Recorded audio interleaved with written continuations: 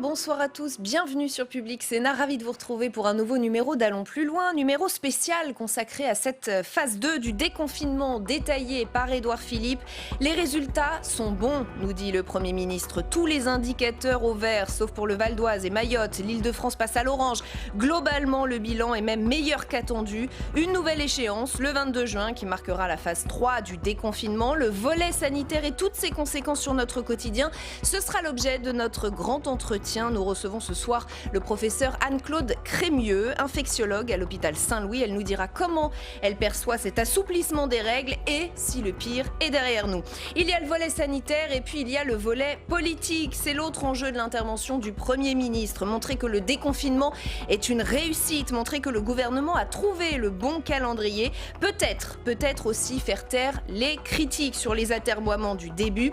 Très critiqué sur la date d'un déconfinement au 11 mai, Emmanuel Macron a-t-il eu raison de presser les choses? Les 15 derniers jours suffiront-ils à changer le regard des Français sur la gestion de cette crise? Hashtag ALPL si vous souhaitez réagir à l'émission ce soir sur Twitter. Avant d'accueillir nos invités, je vous propose d'écouter l'un des moments forts de l'intervention d'Édouard Philippe. Les résultats sont bons sur le plan sanitaire. Même si nous restons prudents, même si nous ne pouvons pas courir le risque de la désinvolture, les nouvelles sont plutôt bonnes. Nous en sommes là où nous espérions nous trouver à la fin du mois de mai. Et en réalité, c'est même mieux que cela. Nous sommes un peu mieux que là où nous espérions être. C'est donc une très bonne nouvelle. Et je ne le dirai jamais assez. C'est le respect des consignes, la rigueur tranquille avec laquelle nous mettons en œuvre les procédures de déconfinement qui constituent nos meilleures protections contre un redémarrage de l'épidémie. Et avec nous pour aller plus loin sur cette grande étape du déconfinement, Isabelle Verramasson, bonsoir. Merci d'être avec nous, directrice du laboratoire communication et politique au CNRS. Paul Cassia, bienvenue à vous. Vous êtes professeur de droit à l'université Paris 1 Panthéon-Sorbonne. Jean Garrigue est également avec nous à distance, historien, président du comité d'histoire parlementaire et politique. Le mois prochain, vous publiez ce livre, De Gaulle à la plage, l'homme providentiel dans un transat. Et nous attendons Jean-Sébastien Ferjou qui devrait nous rejoindre, évidemment toujours à distance, fondateur et directeur d'Atlantico. Merci à tous d'être avec nous. Je ne vais évidemment pas vous demander de vous prononcer sur la pertinence de ces nouvelles règles sanitaires. Ce ne sont absolument pas vos spécialités. En revanche, je voudrais quand même votre regard d'observateur de la vie politique. L'exécutif est-il en train de réussir ce déconfinement, Isabelle Verramasson? Est-ce que les annonces de ce soir sont la preuve, peut-être, d'un succès politique? Je ne suis pas sûre que le mérite du déconfinement revienne aux politiques. C'est-à-dire que d'ailleurs, depuis le début de cette épidémie, on voit bien qu'il y a un jeu étrange entre trois acteurs qui sont les politiques, les scientifiques et puis le hasard. Enfin, le hasard. C'est-à-dire cette étrange vie du virus qui vit de vie, ne me quitte pas, mais revient tout de même. Et on ne sait pas toujours pourquoi il se développe là et pas là, sur l'un et puis sur l'autre. Pourquoi est-ce qu'il va s'arrêter ou est-ce qu'il ne va pas s'arrêter? Et on voit bien que ni les politiques, ni les scientifiques ne sont à même, j'allais dire capables, mais ce n'est pas la question, à même de déterminer le rythme de ce virus. Et du coup, si le virus, effectivement, comme il semble se passer, décline en ce moment, c'est peut-être grâce c'est peut-être le mérite de notre confinement, de la capacité qu'ont eu les politiques de déconfiner progressivement, mais c'est peut-être aussi... Édouard Philippe rend hommage d'ailleurs à notre rigueur, à notre discipline. Peut-être, mais c'est peut-être aussi parce qu'il y a un rythme du virus qui d'ailleurs nous a coûté cher, puisqu'on a cru que le rythme du virus précédent serait le même que le coronavirus.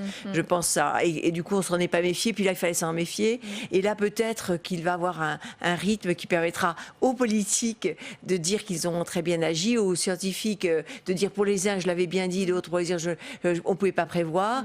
En tout cas, je tiens à relever la part de hasard dans cette affaire qui fait, enfin de hasard, de non-décision politique, d'imprévisibilité, et qui me semble vraiment important dans cette affaire-là. Aucun mérite, Jean Garrigue, à attribuer aux responsables politiques et notamment à Emmanuel Macron.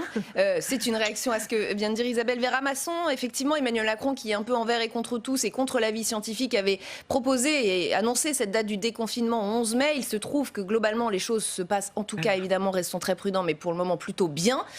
Aucun mérite à lui attribuer, Jean Garrigue? Bon, si l'on considère que 2 tiers des Français n'ont pas fait confiance au gouvernement d'Édouard Philippe et à Emmanuel Macron pour avoir géré la crise dans un premier temps, le confinement ensuite, il faudrait donc logiquement que ces 2 tiers des Français leur tiennent gré d'avoir plutôt réussi le déconfinement. Mais on sait bien que les choses ne se passent pas comme ça. D'abord que, comme l'a souligné Isabelle Véramasson, depuis le début, le pouvoir politique est extrêmement lié au conseil et plus que ça, des experts scientifiques. Ça a totalement bouleversé, transformé la gouvernance, en tout cas pendant cette période, et c'est un élément qu'il faut prendre en compte. Et puis, on voit bien aussi aujourd'hui à quel point le pouvoir politique est délégitimé, et ça a commencé bien avant la crise. Donc, je ne suis pas sûr que le gouvernement puisse tirer bénéfice, comme on pourrait l'imaginer, de ce déconfinement. Il faut, je pense, rester très, très prudent, d'autant plus, et ça a été souligné aussi, que le hasard, l'évolution de la pandémie peut nous réserver des surprises.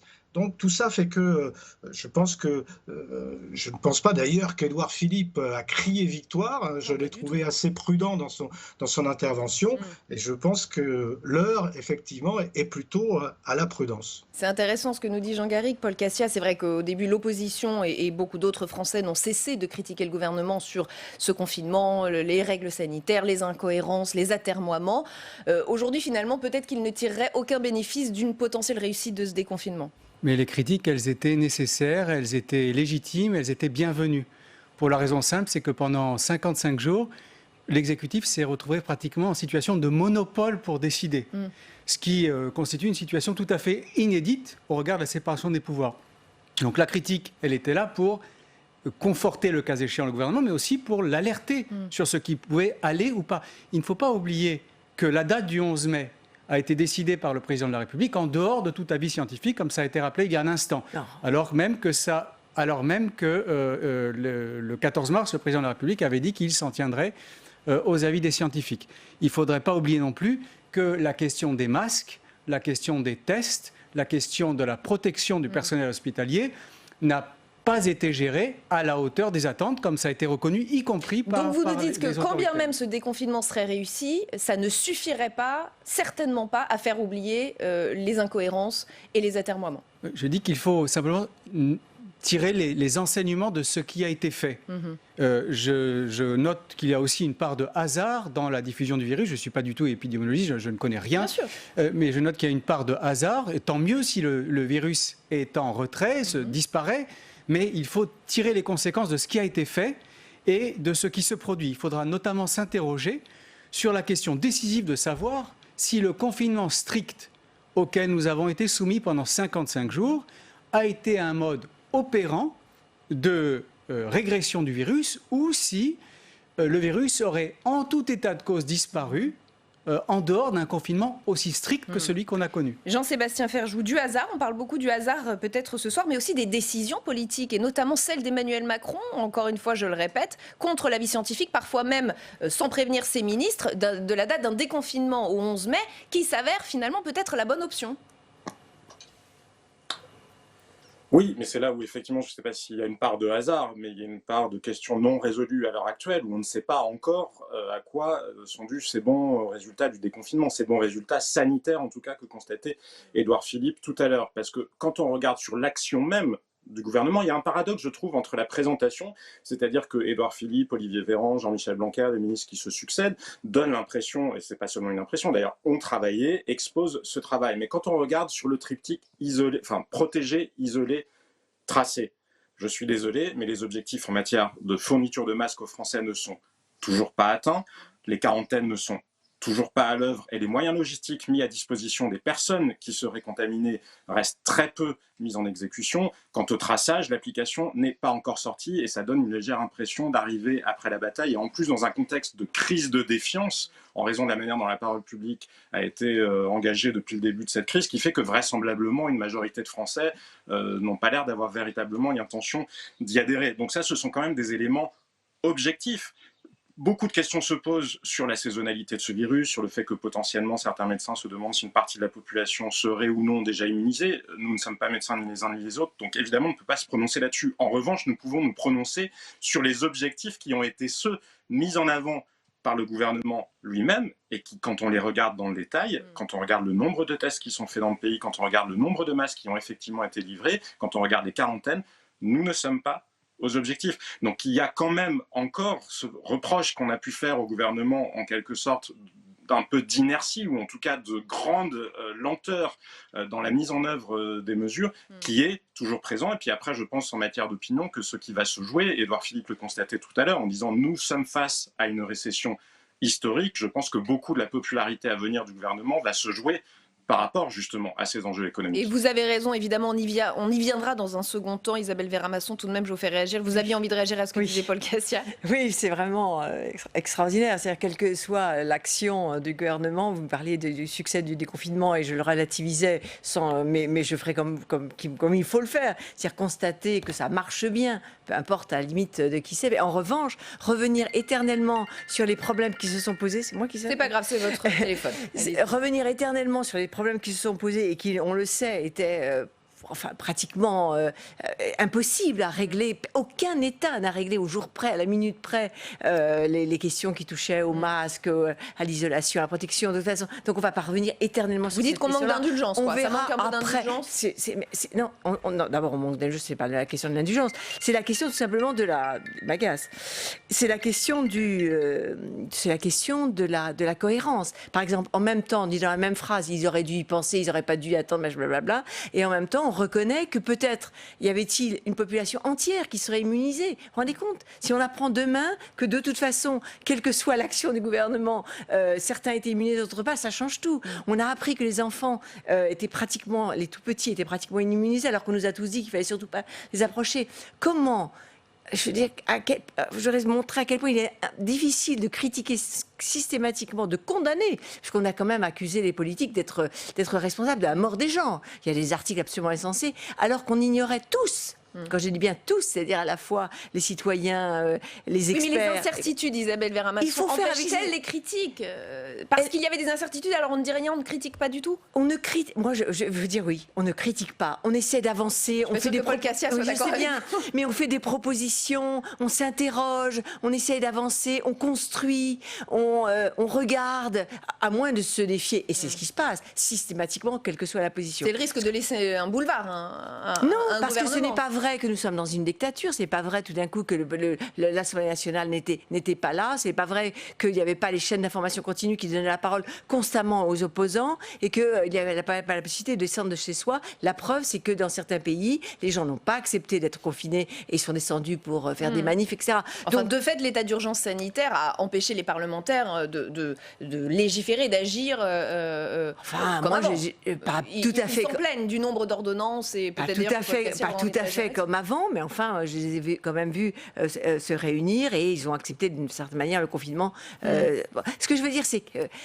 je suis sidérée à quel point chacun continue son petit bonhomme de critique sans tenir compte non seulement de la situation exceptionnelle qui avait lieu, mais que l'on continue tous les jours à apprendre que de toute façon, ce sur lequel nous étions assis, nous étions certains, n'était que du sable. Et même quand les nouvelles sont bonnes, puisque pour et même quand les nouvelles sont bonnes, on ramène aux erreurs qui n'en étaient peut-être pas d'il y a 3 mois.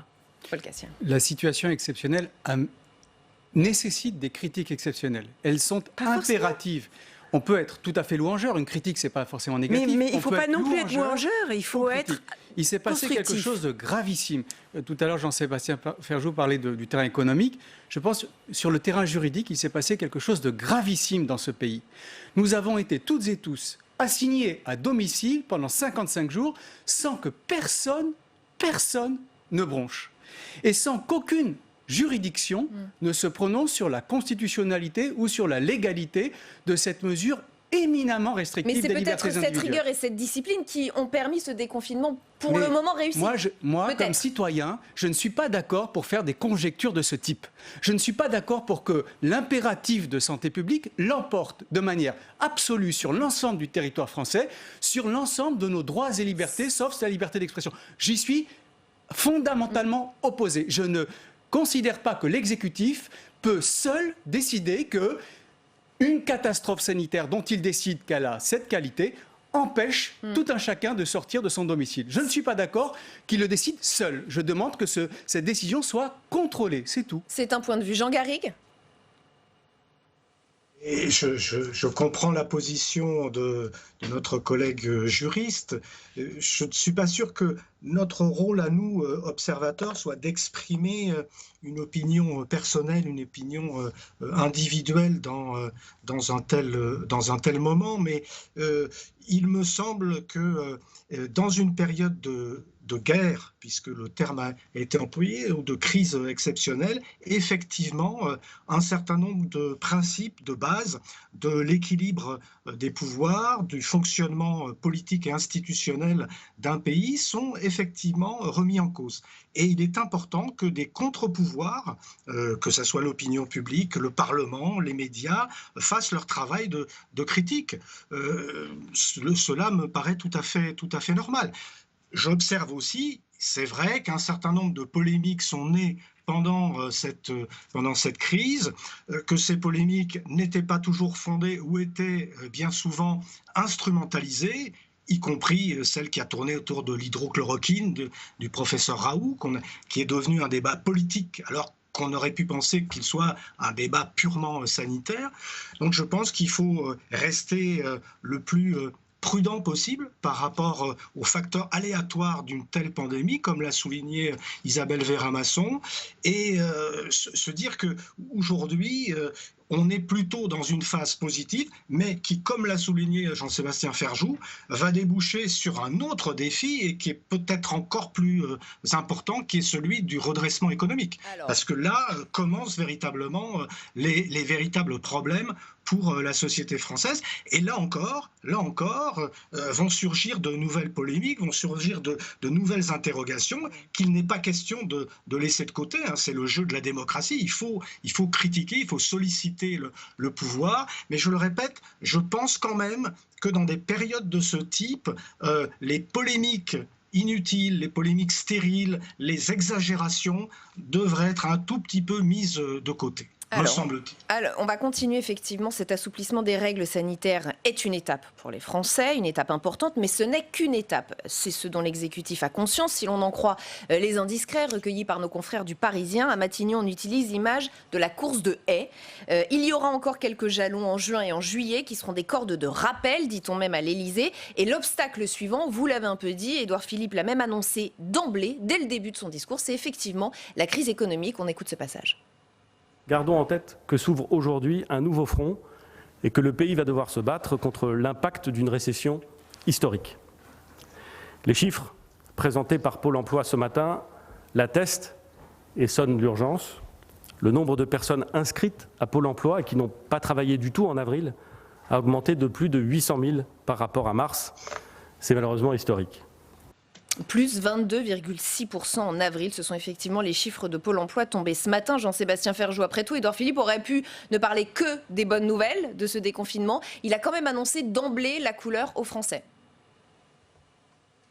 Oui, mais je crois qu'Édouard Philippe a fait dans cette crise-là, de toute façon, le choix d'un discours de vérité, d'une forme d'humilité, qui plus est dans sa manière de présenter les choses, puisqu'il a compris qu'on avait pu reprocher l'arrogance parfois ou les certitudes du pouvoir macronien.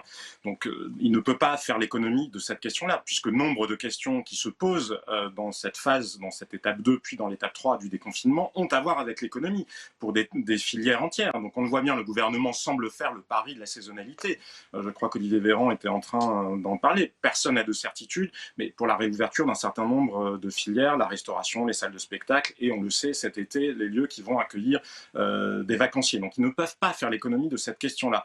Maintenant, moi, ce qui me frappe dans ce que j'entends depuis tout à l'heure, c'est que ce soit sur la question de l'économie ou que ce soit sur la gestion de la crise sanitaire, on ne peut pas juste balayer les questions qui ont été posées en les qualifiant de critiques ou de polémiques inutiles. Il y a des éléments objectifs. En matière de liberté publique, un certain nombre d'États qui nous entourent ont pris des mesures différentes avec des résultats sanitaires qui se sont révélés meilleurs, alors même qu'il y avait moins de restrictions sur les libertés publiques. Donc on peut quand même poser ces questions-là au regard de l'ampleur des restrictions qui ont eu lieu. On peut poser quand même des questions qui sont précises. Pardon, mais quand j'entends Isabelle Vera-Masson dire c'est un peu comme si on se noyait, comme si tout le monde se noyait dans des tempêtes stériles. Non, on a constaté à cette occasion-là que l'État français, la bureaucratie française, a fait preuve d'une inertie effarante, et que d'ailleurs Édouard Philippe lui-même avait reconnu lors de son premier discours à l'Assemblée nationale quand il avait présenté la phase 1 du plan de déconfinement. Donc ce sont des questions qu'il faut traiter, ce ne sont pas juste des polémiques. Que l'administration ait pu mettre 3 semaines pour valider le fait qu'on recourt ou non au laboratoire vétérinaire pour faire des tests, ce sont des choses que nous payons aujourd'hui, et ce sont des choses que nous allons payer d'un point de vue économique.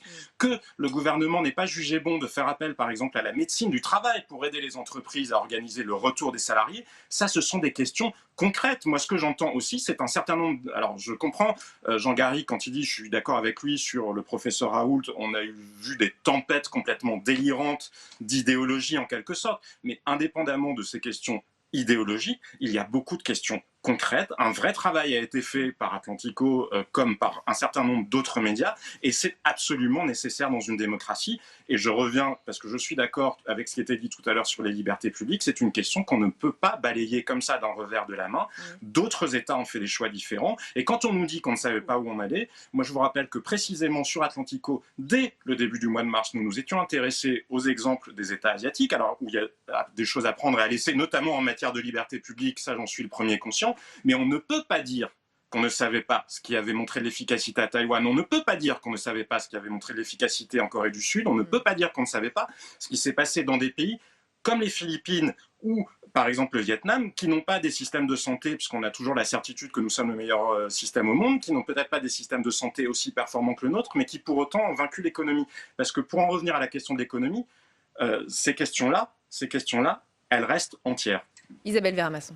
Alors, moi, je pense qu'il ne fallait pas se taire et ne rien dire. Il fallait évidemment faire appel, et je crois que c'est ce qui a été fait quand même aux institutions qui étaient destinées à vérifier que les choses étaient constitutionnelles. Et je rappelle, moi, quand j'ai vu qu'on nous empêchait de sortir de chez moi, la première chose que j'ai faite, c'est appeler un juriste en lui disant, mais enfin, on a le droit de nous maintenir comme ça chez nous. Et il m'a dit, écoutez, et donc il m'a donné la loi, dont j'avoue que je ne l'ai pas notée, qui effectivement autorise, dans des circonstances exceptionnelles, à laisser les gens chez eux, et qu'ensuite on a demandé au Conseil constitutionnel si c'était légal ce qui a été fait. Donc on a eu le minimum qui a été fait. Il n'y a pas eu d'opposition populaire. Il aurait pu y en avoir. Donc ça c'est le débat précédent. Ce que je voudrais dire, c'est que bien évidemment, il faudra un jour, et il faudra le faire assez vite, faire le bilan de ce choix politique qui n'a pas été contesté par la plupart des Français, même si les Français avaient peur, Isabelle Vera-Masson aussi. Ils étaient comme moi. Ils disaient, je ne sais pas. Oui. Ils disaient comme nous, beaucoup. On ne sait pas et qu'on a peur. Ça a été fait en Italie, qui ne sont pas des gens plus bêtes que nous. Ça a été fait en Espagne. Les Chinois qui ont l'expérience voilà. Qu'est-ce que vous voulez quand on ne sait pas? On est obligé de faire confiance et de suivre un minimum. Et surtout, ce choix nous a paru humain. Il nous a paru, finalement, ce monde néolibéral, ce monde capitaliste, choisi de bloquer son économie, d'arrêter de faire travailler les gens, de produire, de faire des profits pour sauver des vies humaines. Ça nous a semblé pas si bête que ça. Il se trouve que peut-être, on le saura dans 1 an, dans 2 ans, c'était peut-être pas le bon choix. Peut-être qu'il fallait accepter que plus de gens meurent pour que moins de gens meurent à la fin. On va faire comme ça un calcul. Peut-être fallait-il faire d'autres choix parce que ça n'avait pas de réalité. En tous les cas, ce choix qui a été fait, il a été fait un choix humain. Au départ, il s'agissait de bloquer l'économie 1 mois, 2 mois. Peut-être ce sera plus cher. Mais ce que je veux dire, c'est comment peut-on condamner à mort presque certains politiques qui ont fait un choix d'humanité, même s'il s'avérera peut-être que c'était pas le bon choix. Ce que je comprends en tout cas ce soir en vous écoutant, c'est que le débat qui est en train d'émerger, c'est carrément le choix du confinement. Et je m'adresse à vous, Paul Cassia. C'est assez intéressant de revenir sur ce débat ou d'évoquer ce débat le jour même où l'on annonce une phase 2 du déconfinement avec des chiffres qui sont relativement bons et où le virus circule peu. Est-ce qu'il n'y a pas un peu, et je me fais l'avocat du diable volontairement, est-ce que c'est pas un peu facile de le dire aujourd'hui, quoi? Madame Fitoussi, on a été assigné à domicile pendant 55 jours. Maintenant, on est en liberté conditionnelle. On remercierait presque le Premier ministre de nous autoriser à partir en vacances en juillet, en août, d'aller boire un café. Mais dans quel monde vit-on? Comment a-t-on pu accepter ça? Je veux dire, entrer dans cette acceptation sous prétexte de sauver des vies, c'est quelque chose qui, pour moi, est une révolution culturelle. Depuis le début, ça vous a choqué dès le début? Vous n'étiez absolument pas effrayé par ce qui se passait? Vous ne vous êtes pas dit, le gouvernement fait ça pour notre bien? À aucun moment. Le gouvernement fait ça pour notre bien. Pour notre santé. Pour ma santé, écoutez, le gouvernement fait ce qu'il peut, c'est à moi de juger si c'est pour ma santé ou pas. Là, c'est mon opinion personnelle, je me la garde. Le gouvernement gouverne, et puis ensuite, moi, Alors, si on accepte tout au nom de la santé, moi je vous dis tout de suite, je le refuse. L'hygiénisme totalitaire, je ne l'accepte pas. Je ne suis pas d'accord pour vivre à Wuhan, en Chine, sous prétexte de sauver quelques vies humaines, sous prétexte d'une catastrophe sanitaire dont seul le gouvernement est en mesure de déterminer la nature et l'existence. Je voudrais dire, pour répondre à Madame Vera-Masson, que contrairement à ce qu'elle a indiqué, le Conseil constitutionnel n'a jamais été saisi de la légalité du confinement. Que le Conseil d'État ne s'est jamais prononcé sur la légalité du confinement. Nous sommes aujourd'hui le 28 mai, et donc depuis le 16 mars, nous sommes sous état d'urgence sanitaire sans que jamais une juridiction se soit prononcée sur la légalité du confinement. Ce que je reproche, moi, c'est que l'exécutif seul puisse décider de ce qui est en réalité une détention de la population française au sens de la Constitution, c'est-à-dire une privation de notre liberté d'aller et de venir. Elle est possible, cette privation, pour autant qu'elle ne soit pas arbitraire. Mais l'Italie l'a fait, d'autres pays...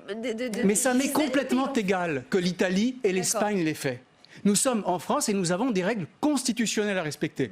L'une de ces règles, c'est qu'en France, il ne peut pas y avoir de détention arbitraire. C'est-à-dire qu'une fois que nous sommes privés de notre liberté d'aller et de venir, nous pouvons l'être, à condition que cette privation ne soit pas arbitraire. C'est-à-dire qu'elle doit être contrôlée, pas par le juge administratif, pas par le Conseil constitutionnel, mais par le juge judiciaire, qui a un monopole de compétences sur la matière. C'est dans la Constitution. Et moi, je suis désolé, on ne peut pas marcher sur la Constitution pour quelque raison que ce soit, comme l'a d'ailleurs fait le Conseil constitutionnel, hélas, le 26 mars 2020. Donc nous avons des règles constitutionnelles qui s'appliquent, y compris en état d'urgence sanitaire. Je demande juste qu'elles soient respectées. Et si il faut être confiné 55 jours, 100 jours, 200 jours, à vie entière, très bien, mais pour autant que la Constitution soit respectée. Les Français sont en liberté conditionnelle, Jean Garrigue, vous êtes d'accord avec cela? Je ne me permettrai pas de porter un jugement. La logique juridique qui vient d'être énoncée est tout à fait viable.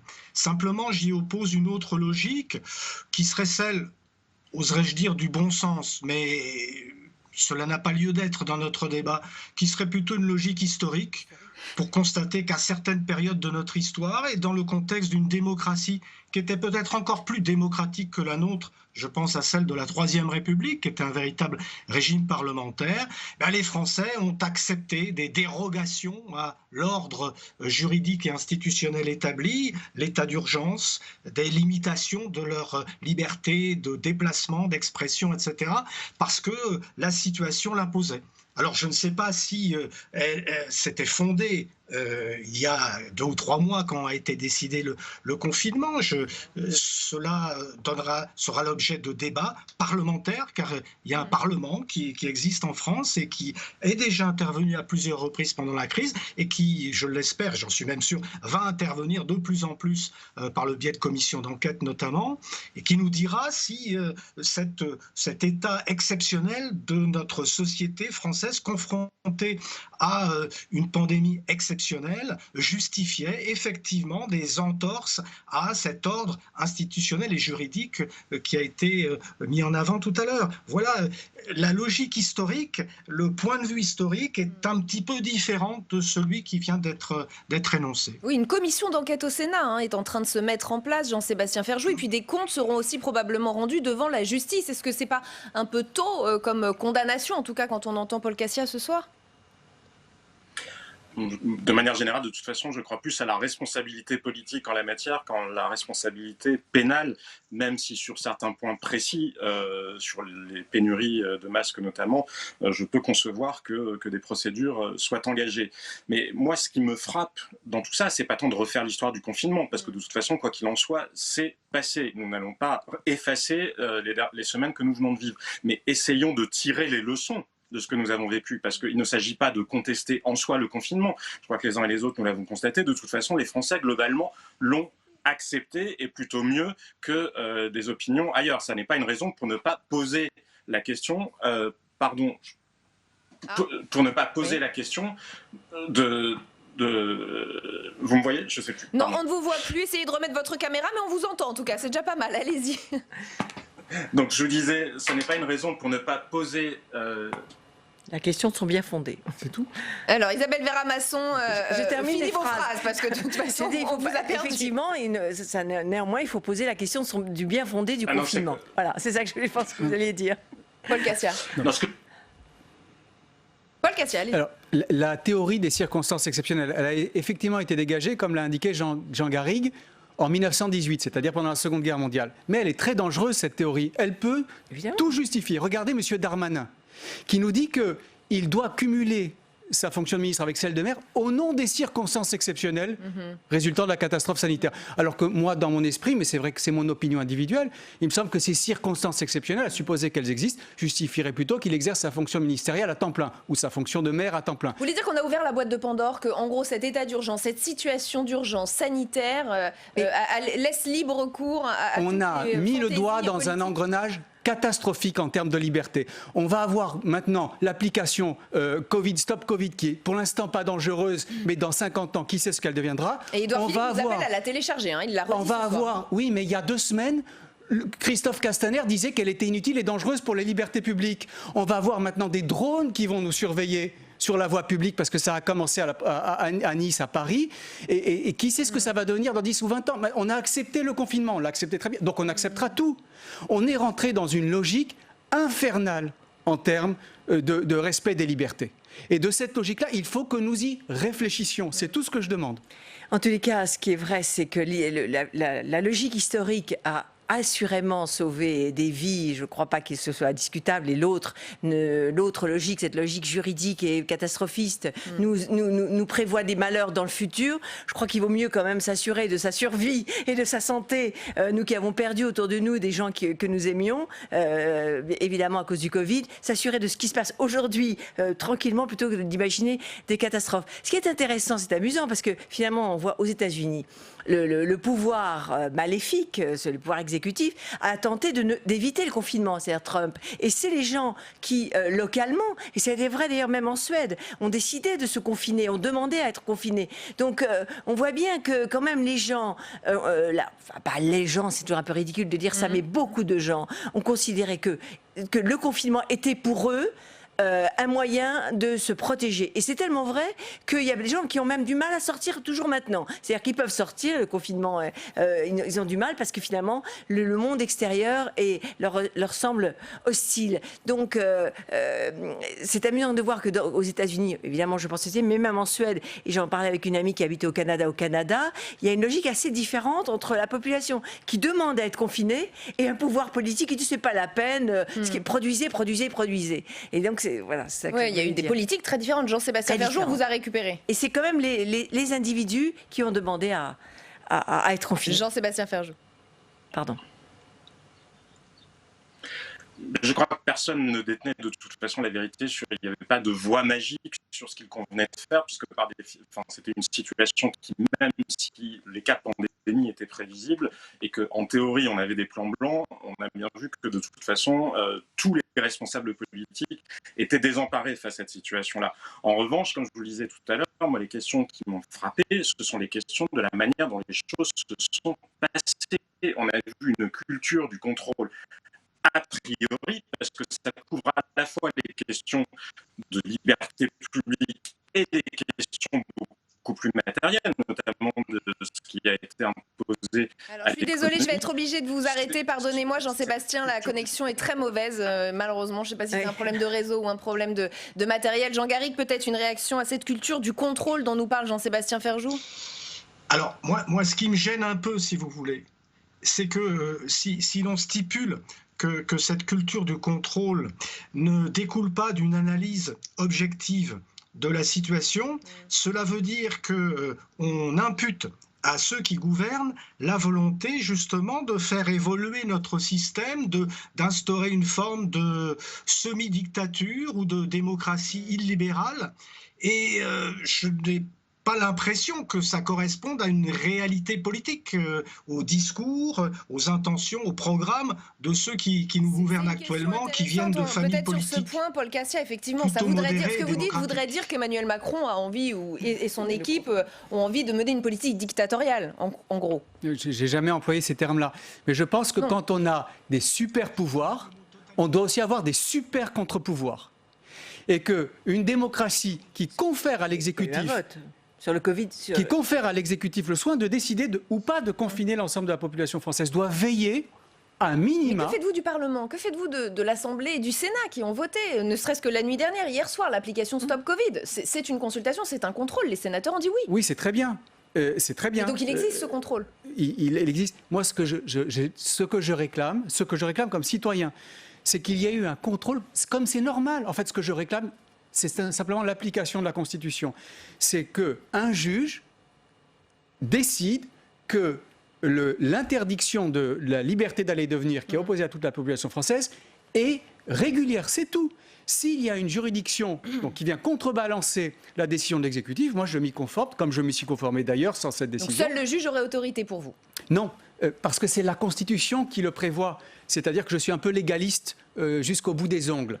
Notre Constitution nous dit qu'une privation de la liberté d'aller et de venir n'est pas arbitraire que si elle est contrôlée par le juge judiciaire. Or, cette privation n'a pas encore été contrôlée. Donc je me considère comme ayant été arbitrairement détenu par le gouvernement français dans mon domicile. Jean Garrigue, on vous laisse poursuivre du coup. Moi aussi, mais pour mon bien. Non, mais je disais donc, si vous voulez, nous sommes dans une société où les pouvoirs sont totalement délégitimés. Est-ce que, dans la période qui est la nôtre, il nous appartient de tirer à boulet rouge en permanence sur toutes ces formes de pouvoir, qu'elles soient exécutives, législatives, partisanes, syndicales? Moi, je dis attention danger, parce qu'on sait très bien ce qui se passe lorsque ce discrédit conduit à d'autres formes d'expression. On voit surgir Monsieur Bigard qui se présente comme un candidat potentiel à l'élection de 2022. Alors, moi, je dis attention. Moi, je fais confiance au Parlement français pour créer des commissions d'enquête qui vont, la tête froide, essayer de nous dire ce qui a été mal réussi, bien réussi, ce qui a manqué. On le voit bien d'ailleurs parce que le débat démocratique a fait émerger un certain nombre de problèmes, y compris dans les erreurs et je dirais même les mensonges qui ont été ceux du pouvoir. Donc on voit très bien que la démocratie, elle est capable de faire émerger tous ces questionnements. Et donc, attention à faire confiance aussi à ceux qui sont les dépositaires de ce qu'on appelle la démocratie représentative, qui a besoin sans doute d'être une démocratie plus participative. Mais en tout cas, faisons attention à ne pas, je dirais, polémiser tous les débats. Il y a de vrais débats, il y a de vraies questions qui se posent, mais moi, je pense qu'il faut aussi faire confiance à nos institutions. Il nous reste assez peu de temps, Jean-Sébastien Ferjou, on refait une tentative avec vous. Non, Jean-Sébastien Ferjou ne m'entend pas. Alors allez-y, Isabelle Verhamasson. Moi, je pense que le juge en question, de toute façon, n'est pas un homme isolé dans un monde étrange. Il aurait voté ce que voulaient les gens, c'est-à-dire il aurait confirmé le confinement. Donc la question, c'est de manière de sortir le droit d'une société et n'existe pas. Le juge, la juridiction, elle est insérée dans la société et elle rend compte de ce que les gens veulent. Regardez le film Contagion, qui a été fait il y a 2 ans, parce qu'en ce moment, de Baron Noir, enfin, les scénarios de fiction sont intéressants, et on verra ce que c'est qu'un État qui n'existe pas, qui n'est pas fort. Pire qu'un État fort, c'est l'absence d'État. Et là, on a bien vu qu'on a eu besoin d'un exécutif fort, d'un État fort, et que seuls les États qui n'existent pas sont dangereux. Une réponse en 10 secondes pour conclure. Oui, moi je pense, j'ai pas ressenti un besoin d'un exécutif fort, pas du tout, du tout. J'ai ressenti le besoin d'un exécutif fort, d'un parlement fort, d'une juridiction forte et d'une société civile forte. Et je note que Jean Garrigue a une contradiction dans son raisonnement, puisque d'un côté il dénonce les mensonges dont nous aurions été victimes de la part du gouvernement, et d'un autre côté, il dit qu'il faut faire confiance à la démocratie représentative. Donc voilà. C'est ça. On va en rester là parce que c'est... Représentatif, c'est le Parlement, monsieur. Oui. Voilà, et c'est la fin de ce débat. Merci infiniment à tous les 4 d'y avoir participé. On va continuer à analyser cette phase 2 du déconfinement, mais sur le plan sanitaire cette fois. Place à l'entretien. Nous recevons ce soir professeur Anne-Claude Crémieux, infectiologue à l'hôpital Saint-Louis. Elle nous dira si l'exécutif a eu raison de desserrer les taux, si les indicateurs sont de nature à nous rassurer au moins jusqu'à l'automne. Beaucoup de questions à poser à notre invité ce soir. Ce sera juste après les détails des annonces d'Édouard Philippe, un sujet signé Fabien Recker et Samia Dechir. Le gouvernement passe à l'acte 2 du déconfinement. Fini les départements classés rouges, toute la France passe au vert, à l'exception de l'Île-de-France, de la Guyane et de Mayotte, désormais classés orange. Les bars et restaurants rouvriront le 2 juin, mais avec des règles de distanciation en zone verte, uniquement les terrasses pour la zone orange. Des départements classés orange qui pourront rouvrir leurs parcs et jardins, les maires pourront y imposer le port du masque. L'interdiction des déplacements de plus de 100 km est levée, mais les frontières restent fermées jusqu'au 15 juin. Édouard Philippe en appelle à la responsabilité de chacun. Il est bien vrai que moins on circule, moins le virus se propage. Aussi, j'en appelle à la responsabilité de chacun. Vous pouvez vous déplacer, vous pouvez aller en congé annuel, mais dans toute la mesure du possible, si vous pouvez différer un déplacement lointain, c'est probablement plus raisonnable. Si les lycées doivent rouvrir en zone verte, priorité aux lycées professionnels en zone orange. Bonne nouvelle pour les cinéphiles, les salles pourront rouvrir le 22 juin. Allons plus loin dans l'entretien. Avec nous ce soir Anne-Claude Crémieux, bienvenue, infectiologue à l'hôpital Saint-Louis, membre de l'Académie nationale de médecine. Vos domaines d'expertise sont les maladies infectieuses, parasitaires et tropicales. Bienvenue. Étape 2 du confinement, on relâche un peu la pression, on assouplit les règles tout en restant prudent. Édouard Philippe l'a encore précisé. Qu'en pensez-vous? Y a-t-il une prise de risque? Sommes-nous dans une forme d'expérimentation? Je pense que l'attitude du gouvernement est prudente. Et ça, je dirais, on voit que c'est un vrai apprentissage de ce que c'est que de gouverner une crise avec un nouveau virus. On n'avait pas cette prudence au départ, elle est très clairement venue. On voit bien qu'il procède par étapes et en fonction de la situation. Cette situation, elle reste finalement visible à très peu d'échéances. Mais le gouvernement en tient compte. C'est-à-dire qu'il dit, voilà, on va faire un point toutes les 3 semaines et au fond, on va adapter nos mesures, non pas à des prévisions dont on a compris qu'elles étaient parfaitement incertaines, que les modèles épidémiologiques, même des meilleurs épidémiologistes, avaient leurs limites parce que nous sommes face à un nouveau virus dont on ne sait pas tout.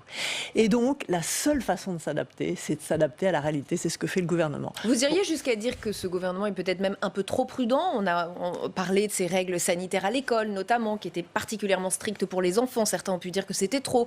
Est-ce que vous iriez jusqu'à dire qu'il est encore trop prudent, même dans cette phase 2 du déconfinement? Non, alors ça c'est une grande règle des crises, c'est que quand on est face à l'incertitude, on ne peut pas avoir la juste mesure.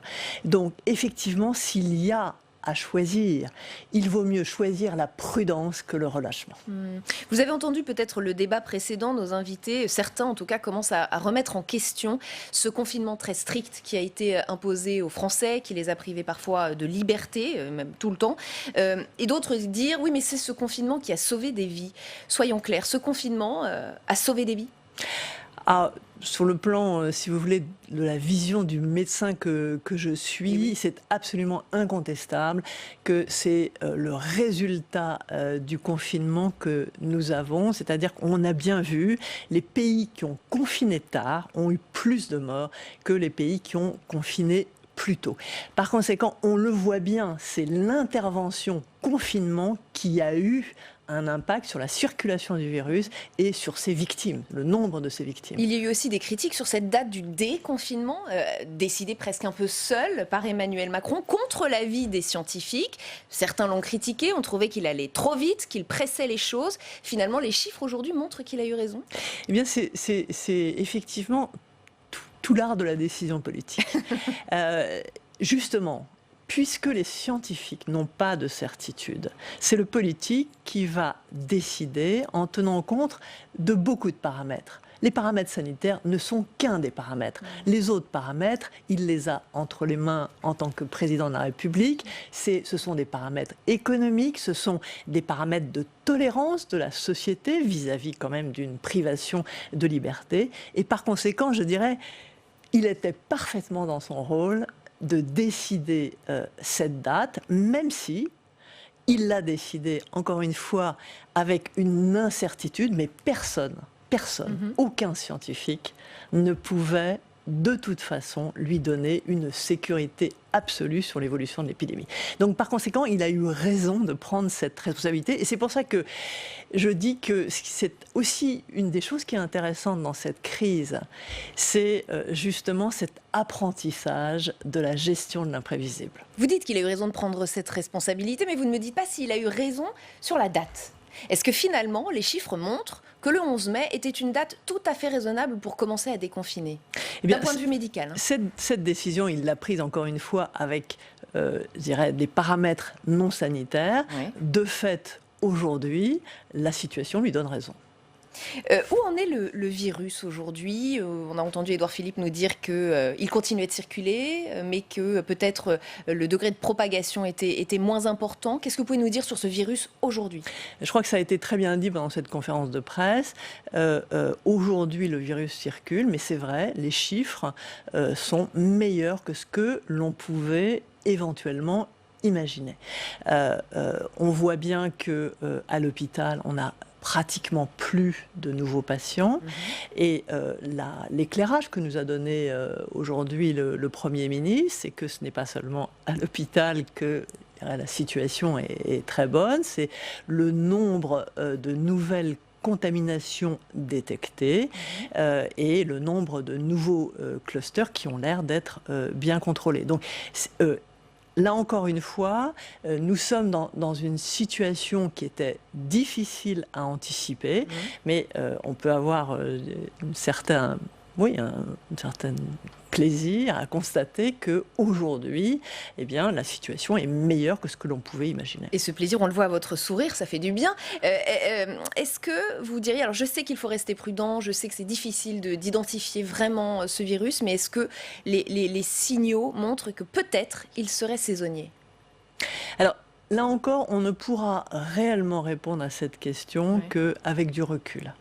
Ce qui est intéressant aussi, il faut le constater, c'est que la situation s'améliore en France, mais elle s'améliore aussi dans les autres pays européens qui ont suivi une stratégie, encore une fois avec des décalages selon les pays, mais qui est proche de la nôtre.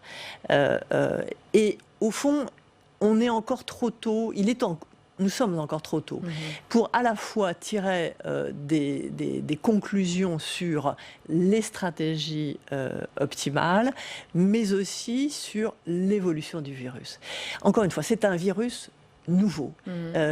Nous, les scientifiques d'une façon générale, nous ne savons pas réellement décortiquer un virus de façon à pouvoir anticiper, d'une part, sa virulence, mais aussi son évolution dans le temps, l'évolution de Vous l'épidémie. pensez même qu'il peut encore réserver des surprises, c'est-à-dire sur d'éventuels symptômes qui pourraient arriver quelques mois après avoir été infecté? Alors, bien sûr, il faut rester extrêmement ouvert. Et justement, je crois qu'aussi une des leçons, c'est de rester très ouvert sur les choses que nous ne savons pas encore.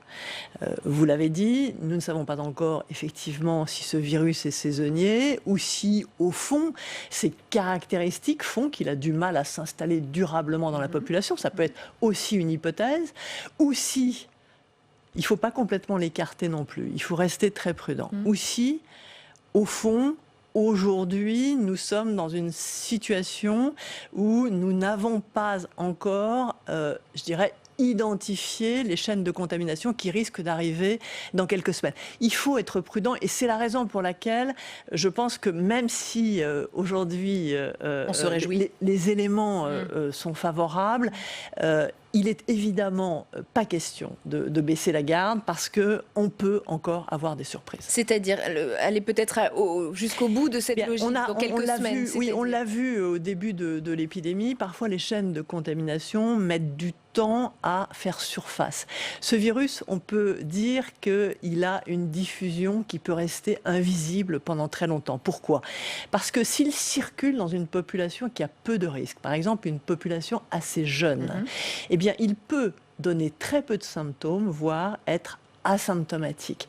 Et au fond, le moment où on va voir apparaître ces chaînes de contamination, c'est quand il va toucher des personnes fragiles ou des personnes hospitalisées. C'est exactement ce qui s'est passé au début de cette vague. Vous vous rappelez, qu'est-ce qui s'est passé en Italie ? On a identifié la circulation du virus quand il est arrivé dans un hôpital et qu'il a diffusé largement parmi une population qui était fragile. Donc c'était déjà trop tard, il était déjà là depuis un petit il était déjà là, il avait déjà largement circulé, mais de façon invisible. En France, pareil, lorsque on a identifié les 2 patients de l'Oise, rappelez-vous, en réalité, le virus avait déjà circulé. Donc il faut... même si aujourd'hui, effectivement, les nouvelles sont bonnes, il faut rester extrêmement prudent parce que ce virus peut être difficile à identifier.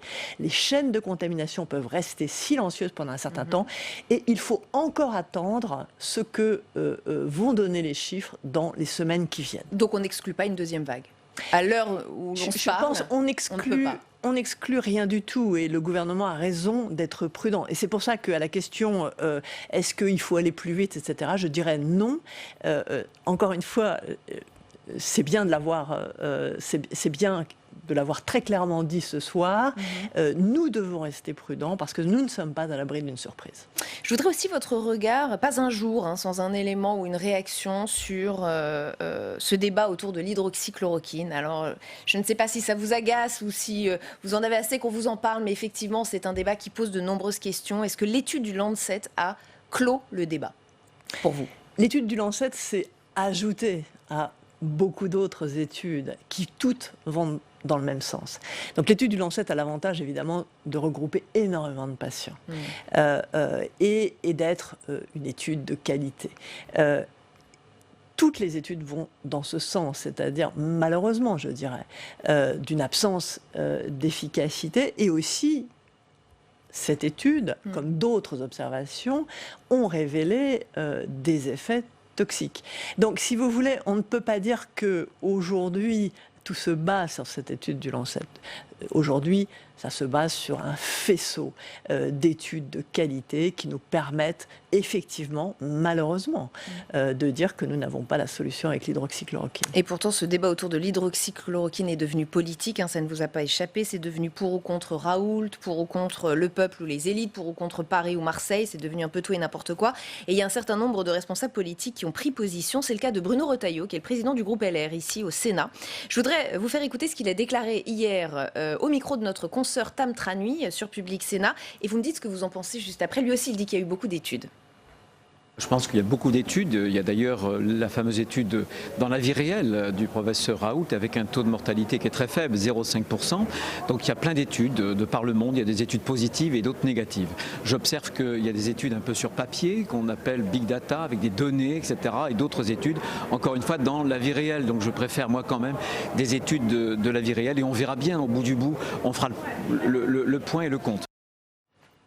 Il y a les études dans la vie réelle et les études des big data? Je dirais que c'est un peu caricatural.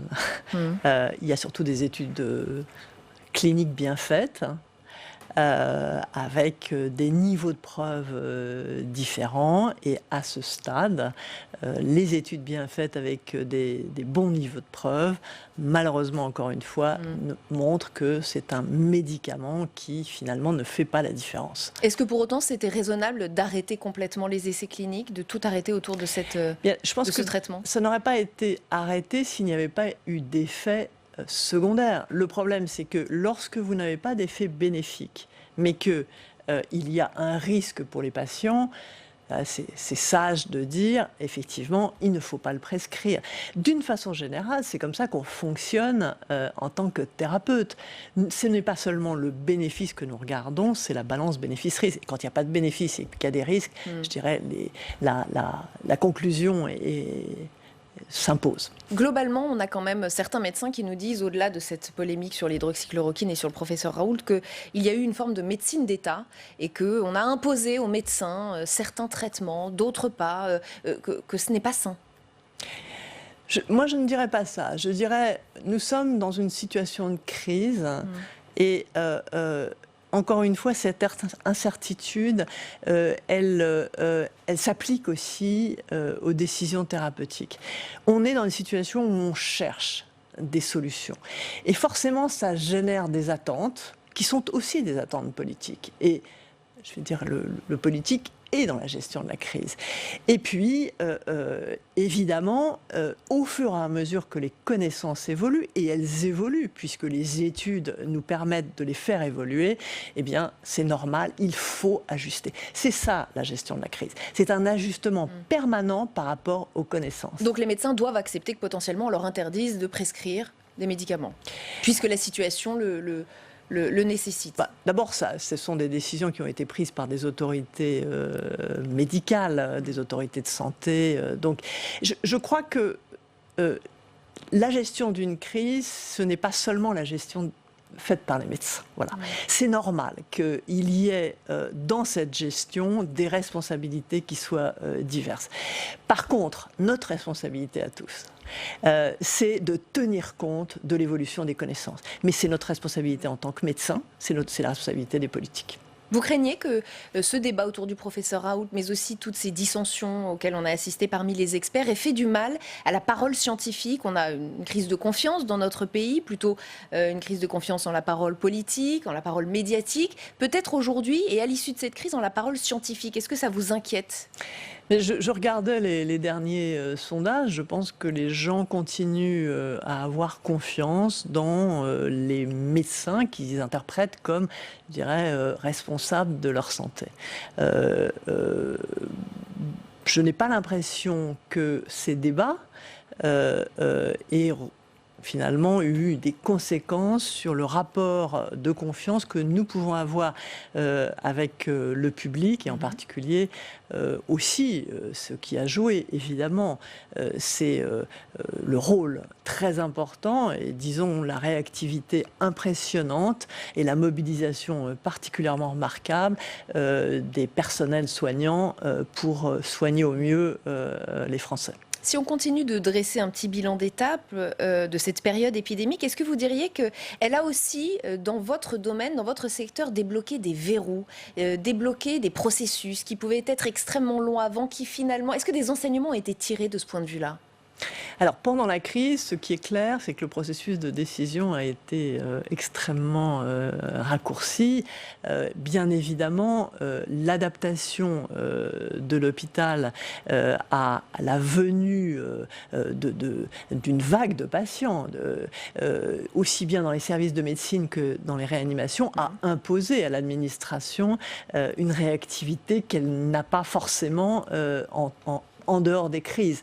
Mais bon, ça s'est bien passé, il faut le dire. Tout le monde a été conscient que l'enjeu était considérable. C'était en fait le nombre de morts, tout simplement.